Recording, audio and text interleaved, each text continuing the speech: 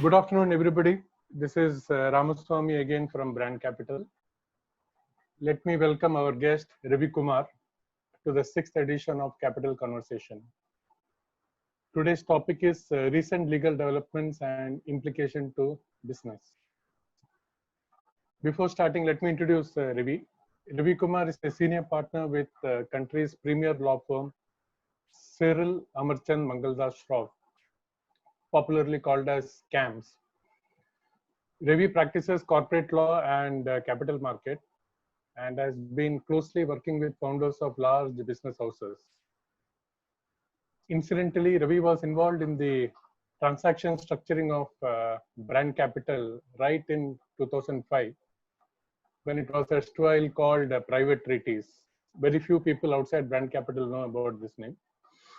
And Ravi drafted all the standard documents for Brand Capital transaction.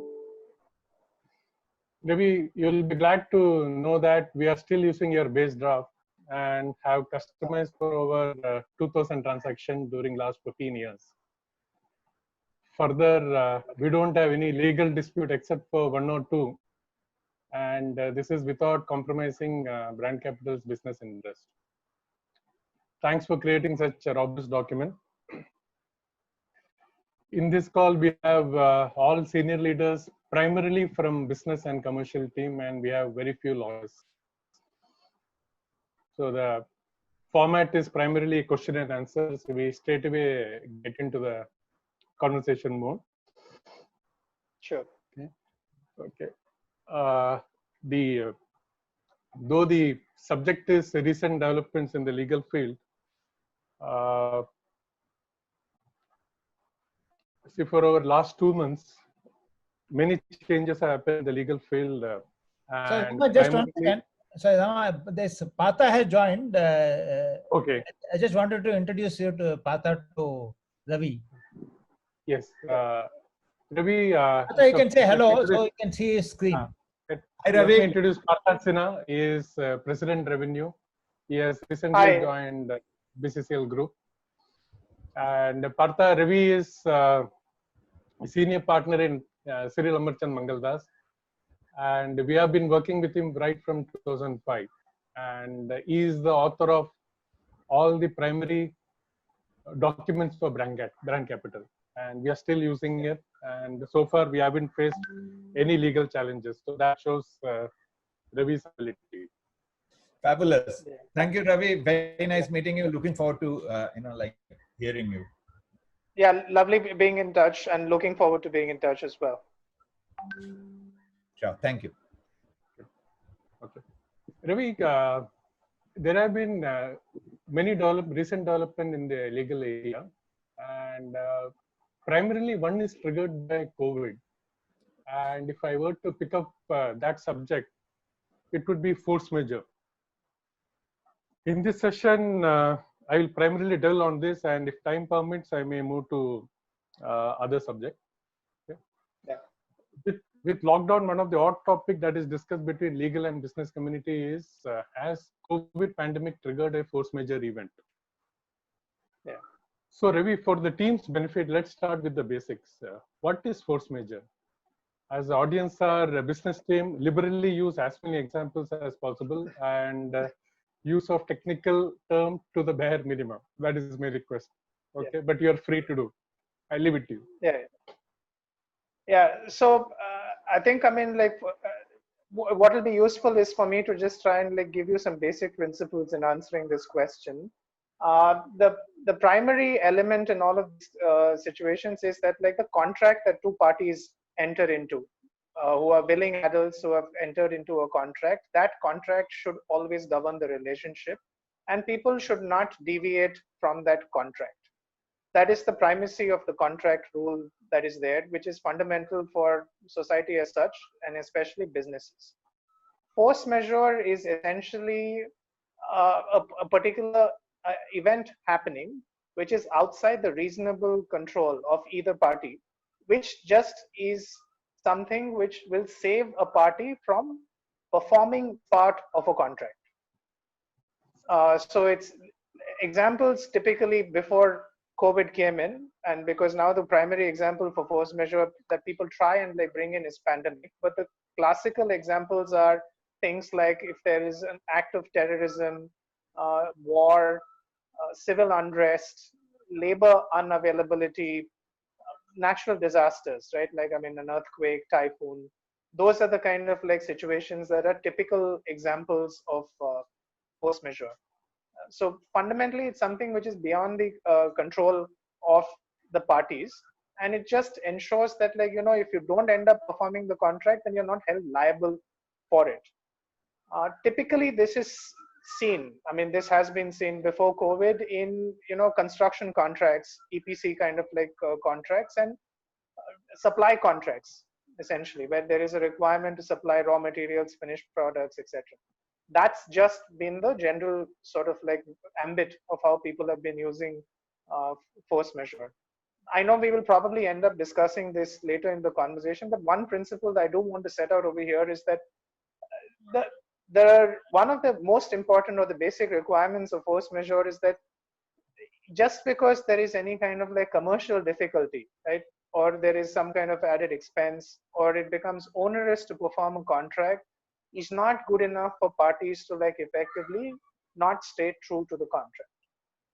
That is one very important point, which I think people will keep talking about when it comes to the conversations around COVID, because a lot of this is essentially seems to be triggered from commercial difficulties in performing a contract that's already been signed up between parties. I'm sure we will talk more about it during the conversation, but I just wanted to leave that as an opening point as well. Sure. Again, a little on the technical side, is force majeure creation of contract, or is there any statute that governs force majeure, especially in the Indian context? Yeah, so I mean, force majeure is also stemming in from the contract. I mean, the Indian contracts, I mean, there is a particular legislation called the Indian Contracts Act.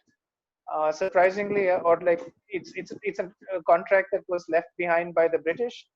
It was drafted in 1872. We still follow that contract, that legislation. So it just shows you that like eventually the English they know the language best, and they probably draft the best, which is why it has stood the test of time, and we still continue using that that particular statute. So the way I would answer this question is to say that, like, again, under the it is a creature of the contract itself, because most people, when you enter into a contract, will have a force majeure clause where you define what events are force majeure and what are the consequences if those events were to crop up. But this has also found its way into the Contract Act. So if your existing contract in hand between the parties already has a clause referred out there as force majeure, then it comes under one section, which is called a contingent contract section. And if it is not there in the contract, you can still claim or like say that an event of force majeure happens under another section, which is called the doctrine of frustration. But if it is not in the contract, then as is sort of intuitive, you have to have a much higher reason or a basis for you to like then claim that, like, you don't have to like stay true to the contract. So the burden or the requirements for testing that scenario is way higher. So as opposed to like a particular clause that you may have in the contract. So it is typically something that is written out in the contract, but it is also there in statute. It's backed by statute as well. It's there in our legislation as well. Okay. So does COVID-19 pandemic qualify as a force majeure event? Yeah, I think that is the question that everybody is asking around. So I think I'll have to answer this question in many parts and using many examples. Sure. Without Please spend as much time as possible. Yes. Without making it too dense, right?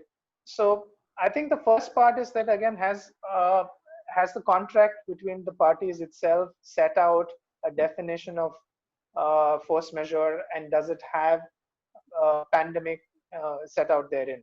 So I think this might be a good time to like get into an anecdote. So I think the New York Times had recently set out an article, and this is in the context of a live transaction. So L Capital had decided to enter into a contract to buy out Victoria's Secrets. So they executed the contract in February, and they were supposed to close the contract out. I mean, like, and I think they were looking at like the transaction was around $550 million or something of that sort. So what the lawyers of at the time when they were drafting the contract, apparently, I mean, nobody will really know the true story, but every lawyer likes to claim credit. It seems, and it's probably true as well. So the story is that, like, again, the lawyers representing Victoria's Secret insisted that they would have a definition. They would ensure that, like, pandemic is excluded from the definition of force majeure, right? And Okay. the lawyers at LCAP accepted it. So then subsequently, I mean, like, now that, like, and of course, I mean, like, the talk around all of this is that, like, you know, this happened in Feb, and the US was taking it very easy, and things dramatically changed in the US in the second week of March, as we all know. So because they accepted it in the contract, and there was no specific exclusion for pandemic from the definition of, like, force majeure or material adverse effect. Both are used interchangeably in these kind of scenarios because you're trying to walk away from the contract. There is, like, a lot of discussion around whether or not LCAP can walk away from the transaction. In fact, there is a suit that has been filed in the High Court of Delaware, and hopefully we'll find out soon enough. But essentially the thing is that if it is written out in the contract as a pandemic, then you will say that, like, it is an event of force majeure, and therefore people don't have to perform the contract, right?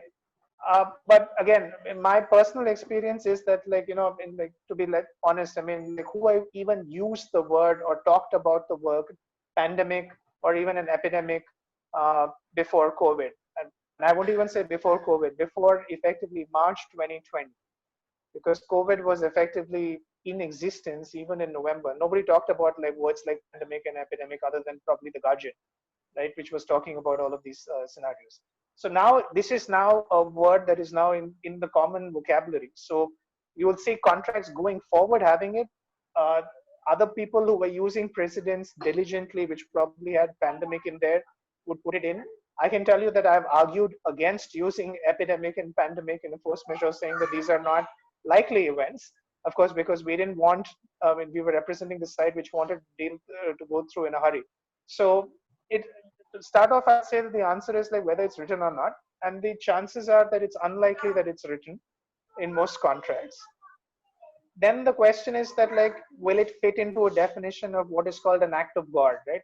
Can you call this an act of God? Now, of course, I mean, Donald Trump will beg to disagree, and he's made it very vocal and clear to everybody that, like, it is not an act of God, but the jury is still out there in terms of, like, whether this is an act of God or not. And again, I mean, another anecdote is, like, there was a similar scenario in the 1800s, or, like, probably I think the early 1900s, where there was an epidemic of influenza among horses, right?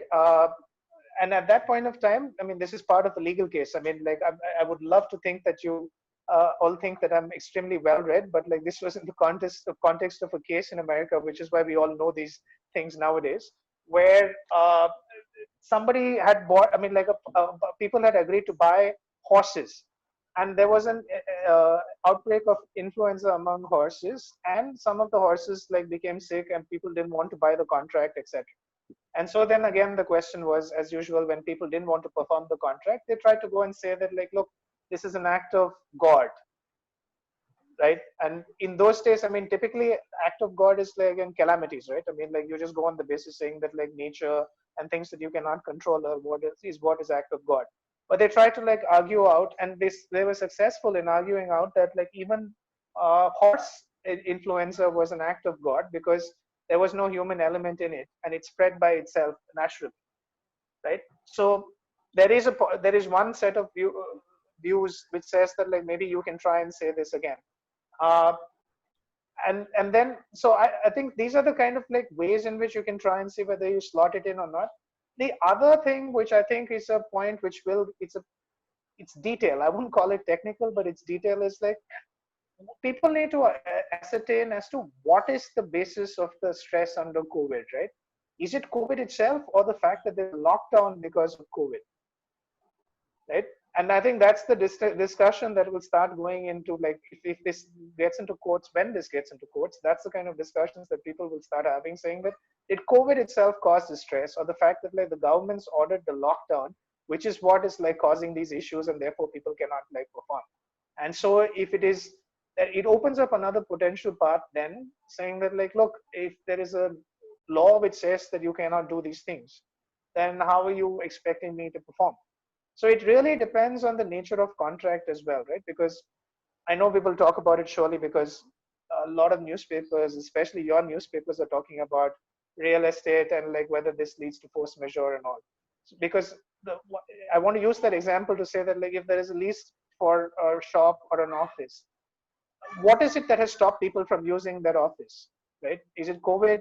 Is it the fact that like again the government says that you are not like you cannot go into those offices? And you get into other facts and circumstances. If you're essential services, then can you not say that like you're still required to like perform? Because government says you can go into your offices if you're essential services, right? And the other thing is going to the other sort of like aspects would be like, what is the extent of time limitations that has led to this, right? I mean, like, so how long has this limitation effectively been? I mean, like, we can argue saying that the lockdown is in India at least is like effectively 2 months old, right? So it's just 2 months that is this thing. So can you suspend that contract? Is it temporary or permanent? What is the impact that it has had? Is it like a long-term impact or not? And I think one very essential question is like, is there any other way of performing this contract? Right? Like, just to use some examples is that like, I mean, why don't we talk about your own example, right? Advertisements and like the newspapers. So the question is like, okay, fine. If you wanted an advertisement, maybe you're not, I mean, I know you're printing, but let's assume that like you, for a second, that you were not printing the newspapers.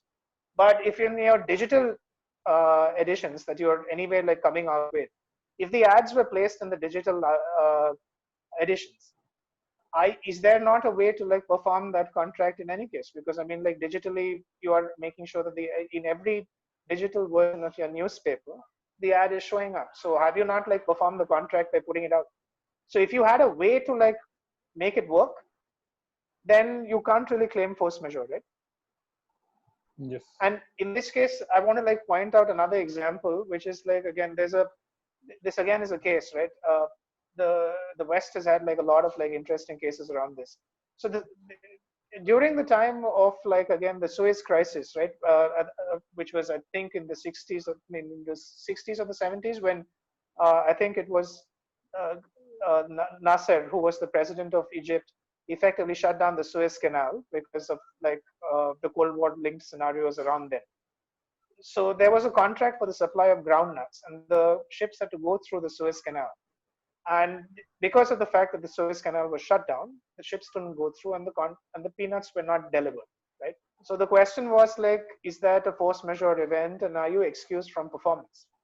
What the courts held was like, well, you had an alternative way to go. The Suez Canal is not the only way to go.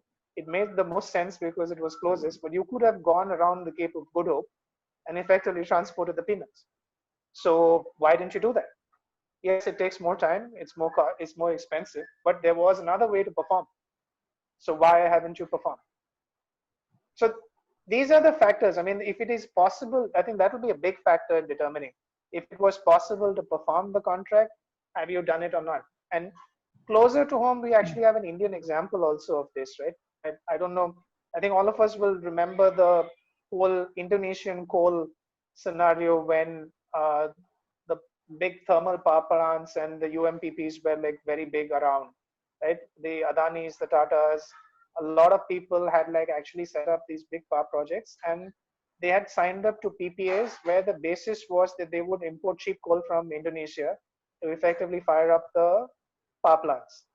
Then Indonesia banned the export of coal, right, for their own reasons, because they realized that like a lot of their resources were effectively going out and they needed it for themselves. So as a protectionist move, Indonesia banned the supply of, I mean, like the export of coal.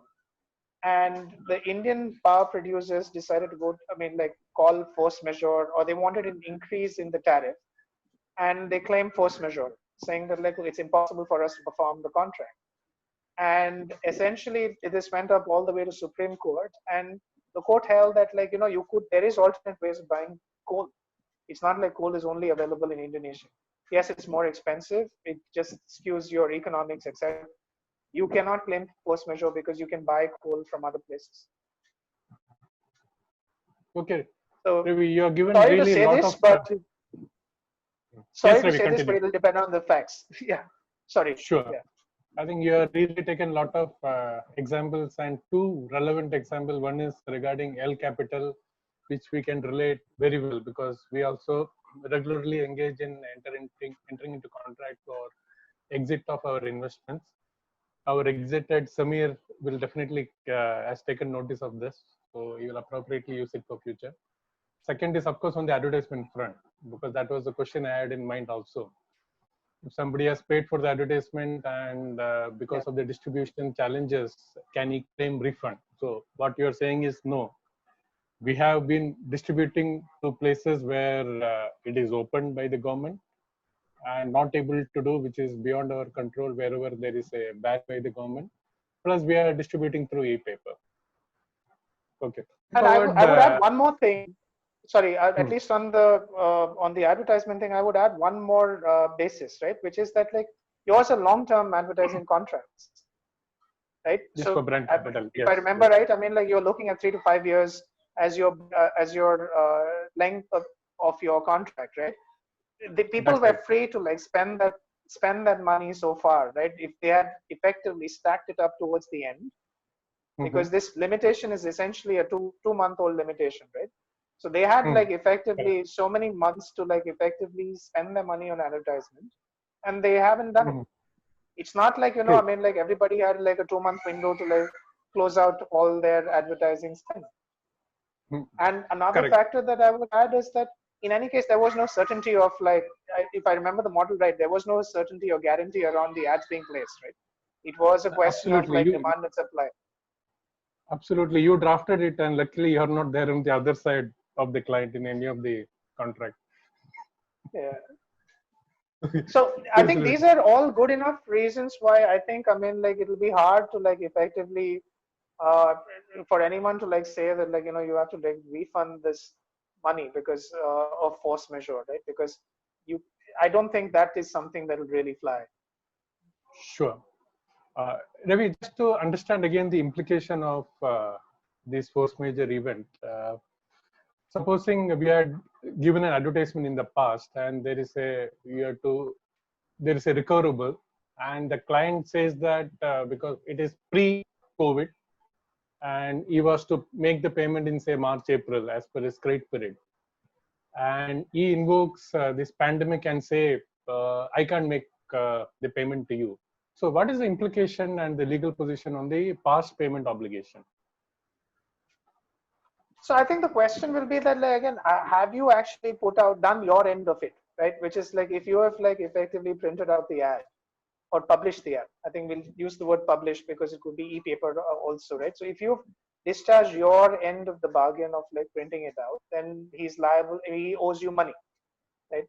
Correct. And I think this would be useful to tell you also in the COVID times, the Bombay High Court, I mean, like when they're functioning through video conferencing, in the COVID time, there was a similar sort of like this thing.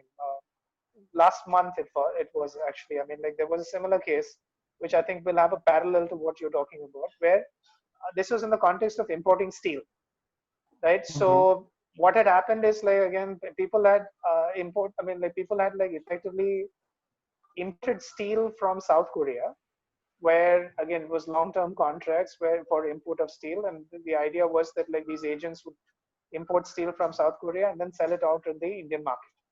Right? And the where it had got on and into the contract was that like the goods were already transported on ships. They had actually reached Indian shores. They were in JNPT essentially, and they were ready to be offloaded. And these people went to court saying that like, look, we can't take delivery because it's force majeure. And the court said nothing doing because the other side has fully performed its contract, and ports are essential services, you can take delivery. Yeah, you can't sell it because everything is shut down. But the fact of the matter is, like, the other side has performed everything that they had to do. And now you can't just turn around and say that you don't want to perform the contract because it is not making sense for you commercially.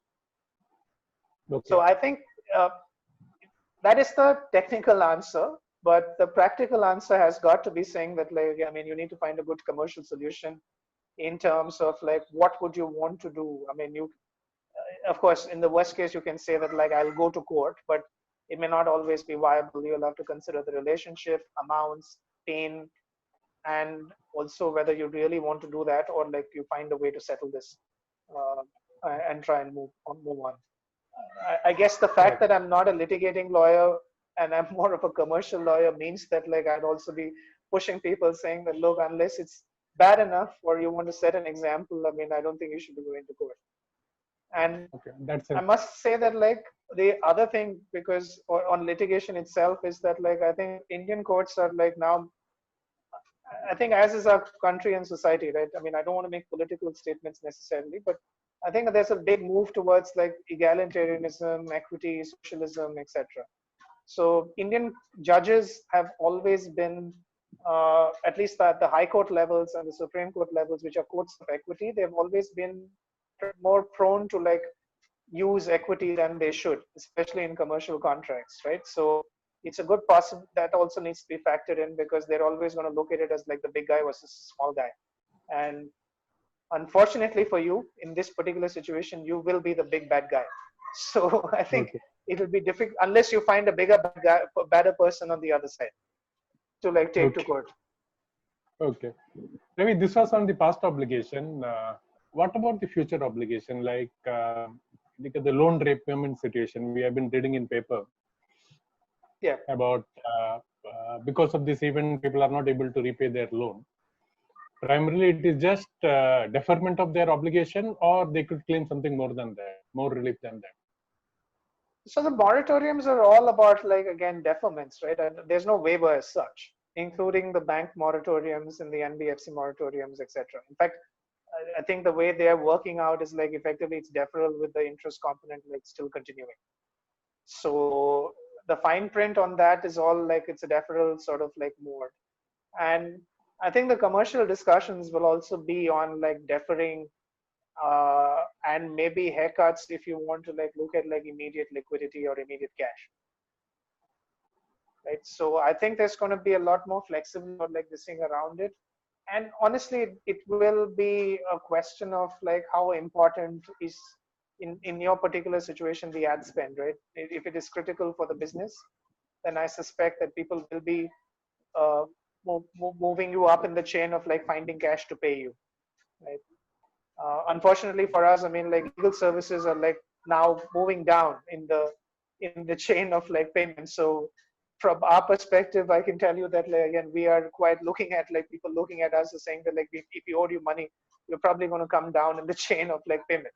But I don't think that will necessarily be true for commerce, right? So if it is important enough for advertisements, I think you will see them coming in. So it will probably depend on the product segment largely. No, actually, the priority depends on who is desperate. Otherwise, all the services are listed way below in the list of payment. Yeah, I mean, I think I've been speaking to promoters, some of whom have been looked at me flat out. I mean, told me flat out saying that, look, if you had a choice to pay my employees or, like, pay taxes and pay you, I think you know where you stand. And I think it's a fair enough position, I suppose. True. Ravi, this is a sort of a business interruption or disruption, this current pandemic. Can a businessman claim from the insurance company loss suffered due to this disruption? As the case in point is, yes, please continue. Sorry, you finish. I'm guessing you're referring to Wimbledon, right? Because that's what everybody's been talking about. Exactly. I don't know whether IPL does it, but Wimbledon has been doing it from World War II. So you can just elaborate that part and how a businessman. And also, if I may add, even people like Paytm and all, which had sponsored IPL, they all said that we have no choice but to pay the full amount to BCCI. But claim it under insurance. That's what they said. So because this is a question which will interest us, because many advertisers who had committed to sponsor IPL said they had to pay out the money. They had no choice because that is the. But they can claim from, because it was fully insured, they can claim from insurance company. This is what we heard. I don't know if it's true or not. Thank you. So I think That's an interesting input, Ravi. Yeah. So I mean, I'm a bit of a sports buff, so I've been actually following some of this, to be very honest.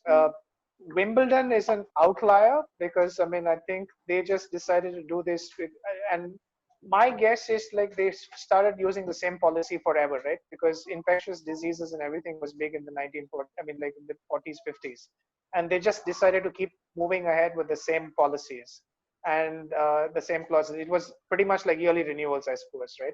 Which is why I don't think they changed anything around it, which is why they're going to get the benefit of it. What I remember reading about IPL is like they're not covered. So they're not covered for pandemic for sure, because apparently BCCI left it too late to discuss, I mean, to do their insurance coverage. And by then people were not offering COVID policies because they realized that like they had to pay out BCCI. I know they're selling it to individuals as customers, but like at least like this piece, I think it was left too late and they didn't cover it. And at least like it's always opaque, right? And but there are various BCCL officials claiming that like there is no quest. I mean, they're not covered by COVID in that sense, right? So I don't think BCCL is going to be able to get the benefit of it. I don't even suppose the French Open is, right? Because I know Wimbledon's been talking about it. The French has already been cancelled, right? This thing, but they have not talked about it. So I'm supposing like even the French Roland Garros is not effectively insured. So Wimbledon is probably an outlier, and insurance contracts are, I think you all will know it better, right? I mean, they're all strict, very strict, right? If it's there's no question of gray. You're either in or out. So I think insurance will be very clearly setting out there in terms of this, and most of those, I think. To answer the question of the businessmen, I mean, most of them effectively just go with your burglary and your standard perils and like those kind of policies. So I don't think pandemics and like scenarios like that are covered in that this thing. And Shiva, to answer your question, yes, Ravi, continue. To answer your question on why the sponsors are paying is probably because under their contracts, right? Because each of these sponsors have a contract with BCCL in terms of like their payments. They probably don't have a force majeure exemption, right? Or like any kind of an exception for this thing. So which is why they would have probably had to pay out. What I suspect will happen is that like if IPL doesn't get held itself, then they will have to get refunded or have to have a separate deal around it, right? Because they can go around and saying that like, you know, I mean, like you probably didn't get the impact, but we still held the event. But if the event itself doesn't happen, then the question is like, then why do I still, what am I paying for if like there's no event, right? If I were to look at it from I mean, I know they've divided up into various types of sponsors, right? If I was a stadium sponsor, for instance, what am I paying for if like there is no event? And that actually would be like, I mean, that would be a frustrated contract, right? It's impossible to perform your contract because there's no event. So you might have that situation, what that BCCL would have to like, whatever money they took, because they take it in advance, right? They may have to like return it. They might just have a commercial arrangement around it where they'll probably extend sponsorship by a year and do some kind of like this thing around it. Otherwise, they'll have to just like effectively refund the whole thing. Okay. It'll be interesting to see how it plays out. Yes. So which means now general insurance company will be really enriched. Every business will go and insure. And then next natural calamity may not happen in the foreseeable future. Hopefully. Well, I mean, I'm a bit of a skeptic because I think this will be the case for the next 2 years. Then, I mean, hopefully things better bounce back to normal in 2 years. Like after that, I mean, people will just forget about it and will move on, right? Because I mean, these things have been happening. And to answer your question, I mean, I don't think insurance companies will offer cover after a point of time, because the possibility of paying out on those claims are going to be significantly high, or the premium is going to be very high indeed. Okay. So I think they'll have to like figure out what end of it is, and especially with Right. second wave, third wave, etc., may not happen. That is a lawyer speaking. So we'll see how it comes out finally. Okay. Acha, Ravi, Eventually, it's about the premium that people pay. That's it. Right? absolutely correct. Ravi, in this group there are many landlords, and supposing they come to you and say that tenants are coming to me and saying that they can't pay the rent, what will be your advice first to the landlord in such a scenario? So I think, I mean, the question would be that, like, again, the first assessment is like, what if you have to throw out this person, right? Because there's a substitution sort of like cost that you have to keep in mind. These scenarios will typically work out if you know that, like, if this person, I mean, like, if your tenant goes out and you have an easy ability for someone to come in. Because otherwise, I mean, that is one factor, which is a commercial point that necessarily needs to be kept in mind. I would suggest that, like, again, 2-3 commercial options for it. One is defer the rent if you can. Start dipping into the if that does not something that is palatable to you, you can start using the security deposit, right? And try and stay away from a variable basis, which is what commercial leases are going to get into, where they try and pass on the risk of business to you. Residential, I think, is going to be more around those lines. Because the other fact is, like, and more importantly, hope and pray that you're not in Maharashtra, because you have no real remedy if you're in Maharashtra. There's a government notification saying that, like, for 3 months, I mean, like, you cannot be evicting people who are not paying rent for 3 months. So if you're in Maharashtra, I mean, smile and be nice to them and try and see if you can find a commercial solution. You have no legal help around it. Okay. And I just hope my landlord is not listening in, because I also live on rent. Yeah. Okay. Ravi, I'll just open up this for question to others, and we have received certain questions. The first one is from Raja Kaushal from Delhi. He is in the brand estate function, and his question is: can a builder terminate the flat purchase agreement and renege on his obligation? Yeah. So again, I mean, like, I think the starting point to answer this question probably is, like, what is the consequence of force majeure, right? I know there's a lot of talk of, like, again, that the contract itself comes to an end, etc. But that's not the way to look at force majeure. Force majeure, I think, is the analogy I would draw is like a suspension. It's a suspension of the contract. The termination happens only in very rare situations. One, if you've already got a force majeure clause in your agreement, then in a way that, like, I mean, the disruption is such that, like, it makes no sense to, like, move forward with the contract, right? So one example that I can think of readily is that, like, assume that, like, it was a theater, for instance, right? I mean, like, and you had to perform, or you had, like, a release of a movie in a time-bound manner, right? And, like, because the theaters are not working, you can't do it, then it makes no sense to do I mean, you can't do that contract afterwards. That is the scenario in which the agreement terminates, right? But otherwise, it's just a suspension. So in your builder sort of, like, scenario, I mean, yeah, you probably will look at it as, say that, like, look, I couldn't, if I had a time for completion, then I can't, like, complete it by that time, because possible events like this where we couldn't work and there's an unavailability of labor. All of this assumes, of course, that your document has a force majeure clause. And I don't think I mean, like, I think construction contracts too, I don't know whether builder contracts typically do. So you get an extension as such, right? I don't think you can just, like, walk away from the contract as such.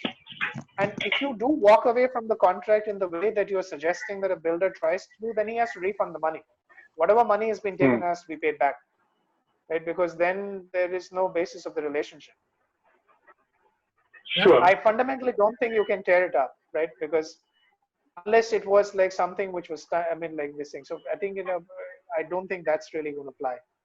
Nama, can I ask a question? Absolutely. No, so Ravi, see, the purpose of lawyers is always anticipate a problem, and therefore most of the agreement which we kind of enter into is to anticipate all situations. Obviously, similarly for businesses. But crisis like this, especially the current COVID, Yeah. obviously none of us have ever anticipated. So, and obviously a lot of things have changed. One, obviously at the Yeah. human behavior itself, then the business scenario, cash has disappeared, revenue has disappeared. A lot of changes have happened in the economy. Therefore, from your experience, what kind of disputes, and I'm talking about the new disputes which we have never seen in the past, what kind of new Yeah. disputes or what kind of new matters which cannot be resolved, and therefore can Fox, even legal experts, and even the courts may be getting some kind of such situations. I'm not talking of let us say employees losing job or salary cuts or something Yeah. like that, but I know it's a very big, difficult question, but this is what I have been also been wondering. And as lawyers, you also will be thinking of that. What are the new disputes which have never been envisaged before? It could be even medical. I don't know. So I'm just asking you. But I'm more interested in business scenarios and kind of disputes or questions which we nobody anticipated, and not even Yeah. in the context suddenly comes up going forward. And what is your view on that? So I think pretty much every commercial contract is open for dispute, right? Because whether or not it's dispute is actually a strategy that you use to like negotiate in most cases, or if you're really desperate and you have nothing to lose. And I'm talking about this in a commercial sense, right? I mean, there are other reasons why you litigate and go to court, which are very noble and good. But in a commercial sense, I mean, like you typically would only go to court and negotiate. I mean, like and fight hard if you want to renegotiate. You want to put someone. You want to send a message, or you have really nothing else to lose. So I think Shiva, to answer your question, I think basically every kind of commercial contract where money is changing hands is or payments are to be made is potentially open for dispute because people are just going to try and find ways to like stall because of the fact, as you rightly said, cash is king. Everyone is going to try and conserve cash. So that's where I think everything is going to be like effectively moving towards. Whoever doesn't want to make a payment on time is going to try and use this as a basis to say that it's force majeure, we need to terminate the contract, we need to relook the contract. So that's where I see it. And I think it's going to become a cyclical sort of like approach. So everybody in that chain will get impacted. If I can just use an example, right? I mean, there's a lot of talk about commercial real estate. Let's just use that as a basis. And let's look at the entire ecosystem around it, right? The person who owns the office space is effectively he's looking at collecting rent because he needs to pay the people he's borrowed money from, right? Because if you just use REITs and other sort of products now as an example, because all of them have set up these platforms and effectively are now have borrowed money from banks, and they've all, for want of a better term, have like effectively securitized future rentals, right? So they still have like payment obligations sometimes at some places to be made, and there is going to be like, and the cash is going to get blocked at one particular level, and therefore the entire chain is going to start disputing it because the question that will come up is like, again, uh, you would have never thought that like a lot of these guys, I mean, like if I was just looking at it from a tenancy perspective, they also have their own management services, right? So will if you don't pay the landlord money, can they start like, then can these guys then start like claiming the money from the tenants, saying that like, look, you didn't function office, right? We could have come in, then therefore I mean like we can't make any payment. I mean, so you still owe me money, because these are all fixed contracts, right? You have like a effectively a long-term maintenance contract. So that is going to still get that is still going to be disputed on. And who would have thought that like, again, you're going to like have a fight on a maintenance contract because on essentially what is going to be a dispute on not paying rent, right? So those are the kind of like scenarios. I think the entire ecosystem out there, and then it'll move into construction. From construction, it'll move into labor supply, and from labor supply, it'll move down to the last person who is supposed to be like receiving the money. So everybody in the chain is effectively is potentially looking at a dispute, and it's all about like, where does the money get stopped? And if money stops anywhere, then I think everybody in that chain effectively feels the stress and can start disputing. I know, I mean, like, it's a yes or no. I mean, like, it seems to answer nothing, but that's the best that I can come up with. No, got it, Ravi, but I really like your line that dispute is a strategy to negotiate or renegotiate. It's a beautiful line, and I think, and most of us do experience that. But the larger question is, do you think there's going to be a, let us say, and what is your best case estimate? Is going to be a 50% increase in disputes as the things open up? Do you think there's going to be a plethora of disputes, or do you think that, do you see any such trend? Or already you're seeing some trends that people are already talking to you saying that we are getting. Yeah. What is the trend you are looking at? So it's definitely an upward trajectory, right? And I think what I am going to like be forced to be lawyerly and try and make my pointed and detailed things in terms of moving into details, right? The number of complaints will increase, number of like suits filed will increase, and I think you will see, and it'll increase manifold, right? I mean, I think I would not be surprised if you're going to see like more, I mean, like multiples of 100% in terms of like suits being filed or notices being sent. Notices being sent, of course, everybody is pretty much going to send a notice, right? You don't spend too much money on a notice. Even going to court or filing in court or like filing arbitration, you will, this arbitrations, I think, will keep people in check. If your contract has an arbitration clause, I think it might keep people in check because it can be expensive if you go in there, right? People will try and circumvent that. So the way I would answer your question, Shiva, is like complaints will increase. Eventually things being filed in courts will also increase significantly, right? And I won't say 50%. I would start thinking of like 100, 200, 300% types. And eventually you will see a trend of like people pulling out those complaints, or like courts probably telling people to sort themselves out. And I think it will be useful over here to tell you one particular development that's happening around the world. And I think we will get there too. I hope we get there too, right? Singapore, for instance, has passed a legislation. It's called, I forget the name, but it's something linked to like COVID. It's COVID specific legislation saying that, like, you know, there are certain forbearances and things that will not apply given for matters that arise out of COVID. Because I think they have anticipated exactly what you are saying and saying that, like, you know, we expect people to become more sensible, don't sue each other, talk it out and close it out.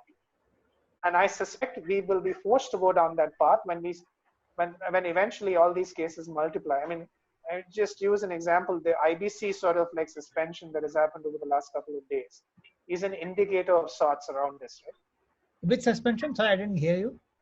The insolvency and bankruptcy code. You can't file any fresh insolvency for next 1 year. For the next 1 year, they've suspended the operation of it. I mean, of course, I think there will be more clarifications because I think it's not entirely been thought through. But I suspect that you will see some kind of legislation around this because everybody's going to land up in court.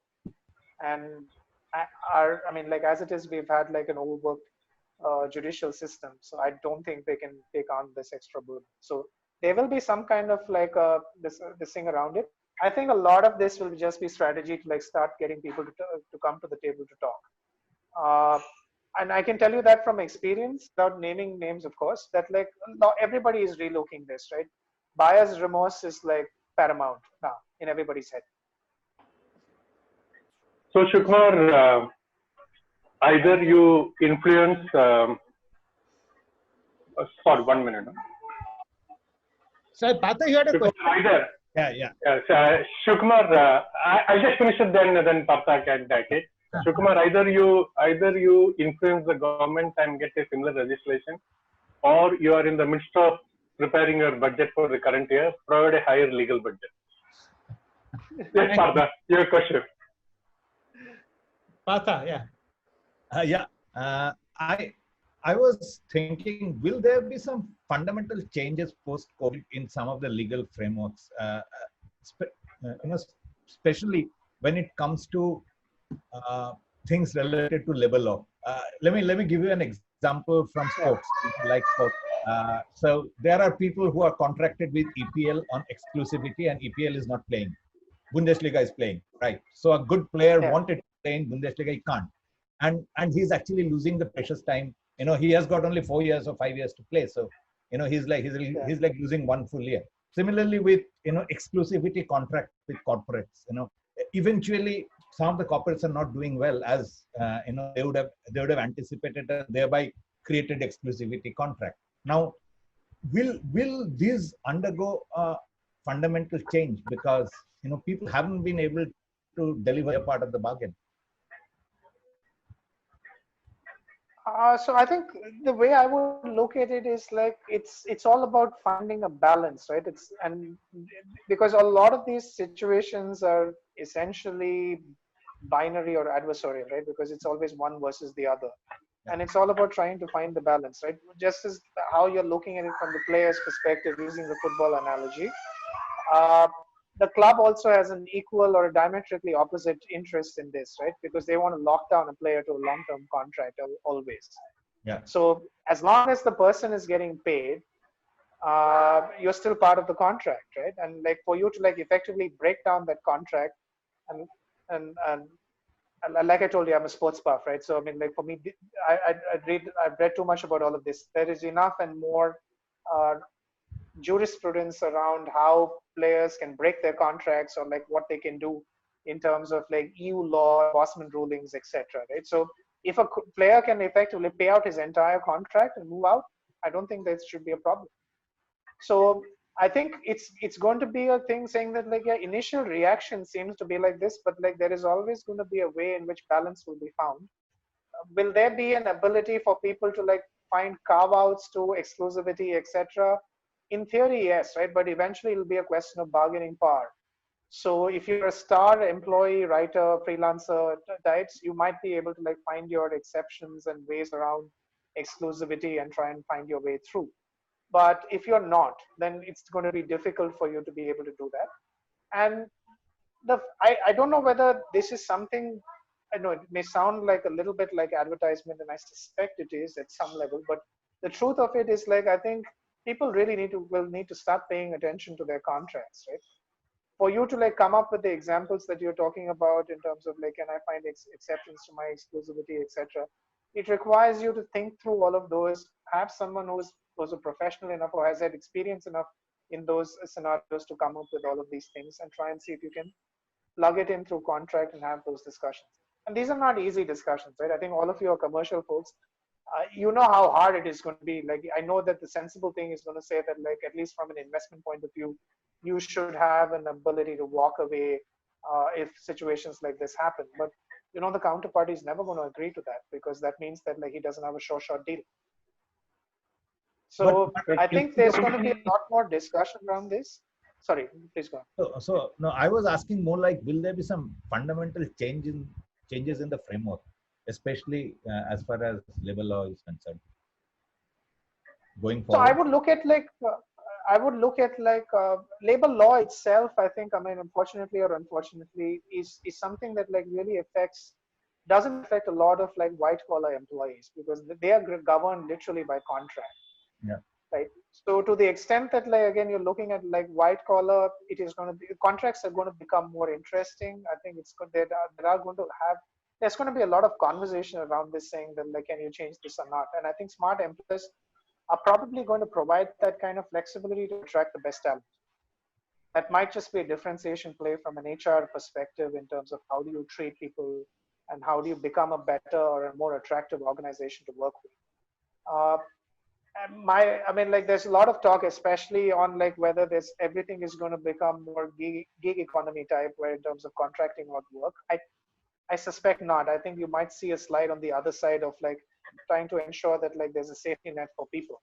So I think labor laws might change, because they might, but I think it might just go to the other way of like providing comfort or a cushion for employees and laborers. Okay. We'll take one last question, Ravi. This is from Samir Sainani, Director Response. And this question is, a client had to vacate a commercial premise and had served a notice, and just few days before the last day, the lockdown happened, and hence couldn't vacate till date. What will be the stand in this question of a retail client? Okay, so I'm going to tell you the answer and then give you an analogy, because I know somebody who's in a similar position, of course, not commercial. So I think that will also be useful for you to know. I think, I mean, like they'll be forced to stay on, and like they probably will have to like pay because they're still using the premises, right? The agreement will have to would effectively say that like, look, you have to vacate and hand over possession. And if they've not been able to do that, then technically they're still using the premises. And they can say that like, I wasn't being able to do this and try and get out of a payment scenario, but I think it's going to be difficult for them to do that. And the analogy that I want to like tell you about is like, again, I know some people, friends of friends, who had gone to Goa and were staying at the Taj. They'd gone on a 1 week holiday, and this was in March, early March. Then the Taj decided to sweeten the deal for them because I mean occupancies are low in Goa, right? I mean it was March and like moving towards April, out of season.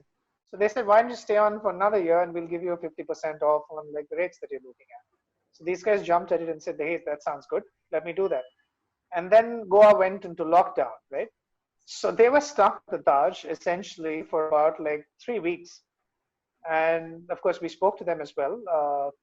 They were not very happy about it because it's not like they were getting any fantastic service or food, because they were like, we're just getting like dal chawal, but we are still at the Taj, hey. And they still had to pay. I mean, I thought that like, I was like, hey, isn't that a good deal? I mean, like you're staying for free at the Taj, right? And they're like, what are you talking about? We're still paying 10,000 bucks a night. Yes, it's a much discounted rate, but we're still paying for it. So, I mean, if the Taj is making people pay, I mean, I think your friend has to like effectively will also be required to pay because their goods are still being taken care of, right? They did get out of the Taj recently, I believe, and they've managed to get a really nice big villa, which is now for the cheap because nobody's really visiting villa in Goa, right? So maybe your friend will also find a happy ending, like mine did. Okay, so Ravi, on the sidelines, so people are also getting bored of Taj if it goes beyond 1 or 2 weeks. They need some change. Okay, Ravi, that was great. That was great. Thanks for sharing your valuable insight, and thanks for coming here at a short notice. And thanks everybody for joining this edition. Thank you, Ravi. It was very, very different, and I'm sure a lot of us got insight because this is a question on top of the mind, but nobody wants to ask. So, but it's interesting to get your perspective. But the big message I take is dispute is a strategy to negotiate, renegotiate, and therefore you are going to see a big, definitely in notices and definitely in cases. Because, and the value chain, I do get your point of the value chain. The value chain is going to be long, and somewhere the value chain is going to break. In across sectors, wherever it breaks, the dispute starts, and then the dispute cascades downwards as well as sometimes upwards. Yeah. So, and I think it really depends on like people having a more balanced view around things, and focusing on like what do they want more, and while keeping in mind cash, right? I think that's the most important thing around nowadays, to be honest. Thank you. Thank you so much. Thanks, Ravi. Thanks, Ravi. Thank you for having me here, and I hope I've not bored you all too much. I mean, I'm sure I did. No, we are definitely enlightened. We are definitely enlightened. Thanks a lot. Thanks for coming. Thank you, Ravi. Okay. Thank you. Bye. Thanks, everybody.